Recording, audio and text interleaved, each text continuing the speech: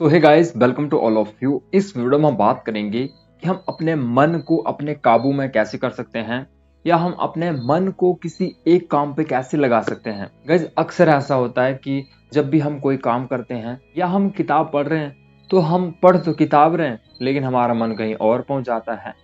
तो इसके लिए हम 5 तरीकों के बारे में बात करेंगे जिससे कि हम अपने मन को स्थिर कर पाते हैं, हम अपने मन को किसी एक काम पे लगा सकते हैं। जो पहला तरीका है वो है प्रैक्टिस। जिस प्रकार से एक घोड़े का बच्चा जब नया नया घुड़सवार उस पर चढ़ता है तो वो बहुत भटकता है, वो इधर उधर जाता है, वो खुद को छुड़ाने की कोशिश करता है और वो घुड़सवार के काबू में नहीं आता है।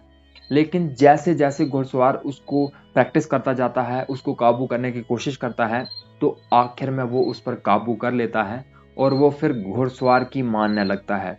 तो हमारे साथ भी वैसा ही होता है, हम जितनी ज़्यादा प्रैक्टिस करते हैं तो फिर मन हमारे अकॉर्डिंग काम करने लगता है। और गाइज, अपने मन को काबू करने के लिए जो दूसरा पॉइंट है वो है मेडिटेशन। गाइज, मेडिटेशन एक ऐसी चीज है जिससे कि हमें बहुत ज़्यादा फायदे मिलते हैं। मेडिटेशन से हम अपने मन को अपने काबू में कर पाते हैं, क्योंकि मेडिटेशन से क्या होता है, मेडिटेशन से हमारा मन स्थिर हो जाता है, हमारे मन में शांति आ जाती है और जिस काम पे हम फोकस करते हैं उस काम पे हमारा फोकस बना रहता है।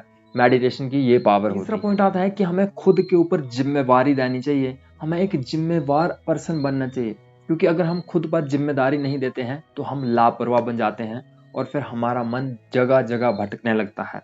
इसलिए हमें खुद पर जिम्मेदारी देनी चाहिए। चौथा पॉइंट आता है कि हमें छोटे छोटे गोल बनाने चाहिए और उन गोलों को पूरा करके खुद को रिवॉर्ड देना चाहिए, खुद को गिफ्ट देनी चाहिए।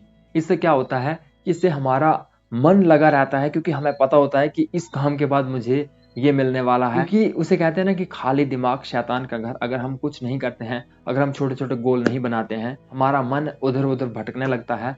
तो इसलिए हमें छोटे छोटे गोल बनाकर उन्हें अचीव करके खुद को रिवॉर्ड देना चाहिए, खुद को गिफ्ट देनी। और गाइस, जो पांचवा पॉइंट है कि हमें दिन में 8 से 10 बार डीप ब्रीदिंग करनी चाहिए, हमें लंबी सांस लेनी चाहिए, फिर थोड़ी देर रोकनी चाहिए और फिर छोड़ देनी चाहिए।